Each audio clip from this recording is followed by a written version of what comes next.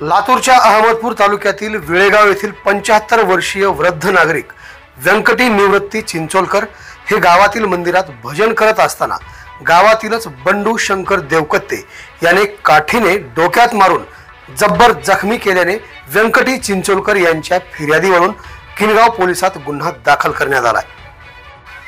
व्यंकटी निवृत्ती चिंचोलकर मंदिरात हरिपाठ करीत होतो, कानाला विणा लावून बसलो होतो, मोहरे माईक होता साहेब, आणि हे पाठीमागून येऊन मला हाणलं। मी ह्याला बघितलं सुद्धा नव्हतं।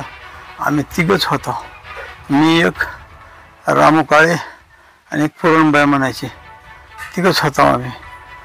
ह्यानं कोणालाच कळू दिलं नाही। आली की उभ्यानं काठी घातली माझ्या डोक्यात। मी म्हणलं साला पड रे व माझ्या डोक्यावर काय झालं मला काहीच माहीत नाही। पुन्हा तेवढी ती राड होता काठी होती काय माहीत नाही, मी काही बघितलं नाही।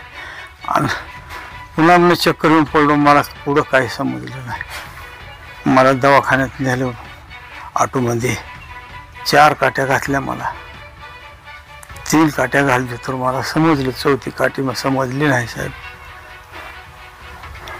पूर्वी काय भांडण होतं का? काय बी नव्हतं। पूर्वीचे तुमचे काय भांडण होते त्यांच्या? काय बी नव्हतं साहेब। त्यानं मला रोज राम राम करायचा।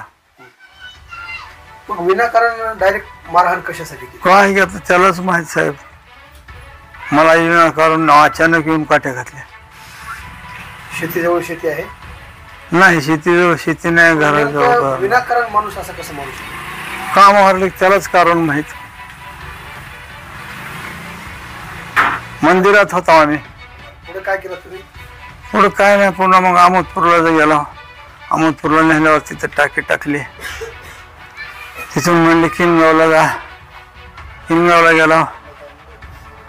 किनगावला गेल्यावरती पोलिसवाले म्हणले तुम्ही लातूरला जा, तुम्हाला लातूरला लातूरची चिठ्ठी आहे।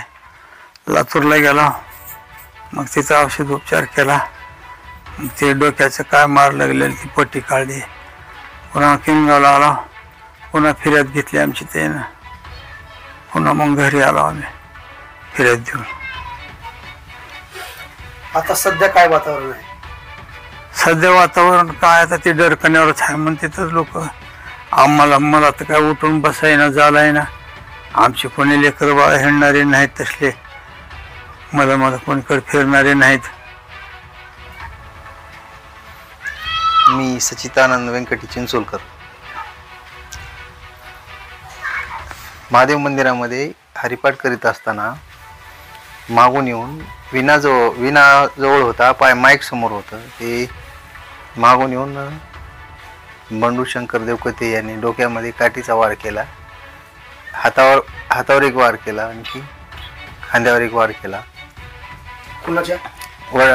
व्यंकटी निवृत्ती चिंचोलकर, माझ्या वडिलांच्या। तूच लय शहाणा झालास का? मंदिरातला कारभारी झालास का तू? तुझ्यापाशी चावी राहते, आले की विना लावतोस, असं करतोस, आवाजच वाढवतोस, असं काय बोलून त्यांनी मारहाण केली।